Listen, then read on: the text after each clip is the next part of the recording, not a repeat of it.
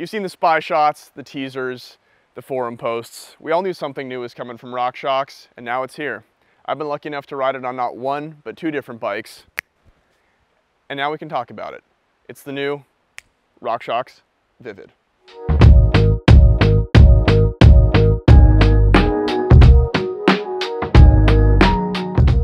Hot on the heels of the new Boxer, the team behind the Vivd has been hard at work to make sure the back of the bike can keep up with the front, even though they're connected by a frame. The design goal behind the Vivd was to create a downhill-oriented air shock that rivaled the suppleness of a Coil while also delivering on durability. In order to achieve that divine suppleness they're promising, the team at RockShox implemented a clever new means of damping the shock stroke. This is easiest to think of as a three-phase series.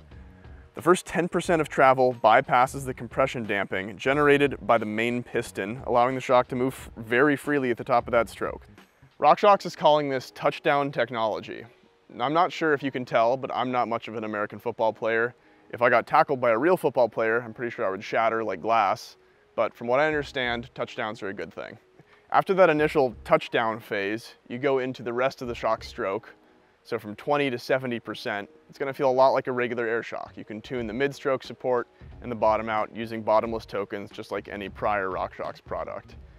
Where it starts to differ again is in the implementation of the hydraulic bottom out, which is something we saw on the most recent Super Deluxe series. That gives you the chance to ramp up or down the catch at the end of the shock stroke, giving you control over the last 20% of the stroke. Obviously, you're not going to be blowing through this series on every single hit on the trail, but this 3-layer dip is the full range of what Vivd brings to the table. All the performance gains in the world are for naught if they don't last, so RockShox put a concerted effort into making sure that the Vivd can withstand a lot of use before you have to rebuild it. Where the Super Deluxe and a lot of other similar shocks rely on a 50-hour service to remain in optimal performance, the Vivd extends that to 100 hours, meaning you could ride like, I don't know, 5,000 real hours before you actually need to work on it. I'm joking, you should service it every 100 hours.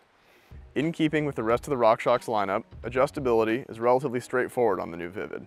There are 5 positions of high-speed compression, 5 of low-speed compression, 5 of hydraulic bottom out, and 20 positions of rebound. Plenty to fuss with, but luckily each position offers a distinct change, giving you a sense of whether you're getting closer to the best setup or not. The primary reason why most folks tend to go with air shocks over Coil is weight. Additionally, you have the extra tunability of air shocks. You can pump this up to any increment you like, where a Coil shock only comes in so many different spring rates. On the topic of performance, it's worth touching on briefly that we are going to have a full long-term review in the coming weeks. I've had the opportunity to ride the Vivd on the Santa Cruz Nomad, the SB160, and the yet-to-be-released bike. On all three, I've been quite impressed. It's very quiet, it feels predictable, and the range of adjustment is just as simple and effective as the Super Deluxe has been. I like that this has a cute little 3mm attached to it, so you can make all the adjustments on it without needing external tools.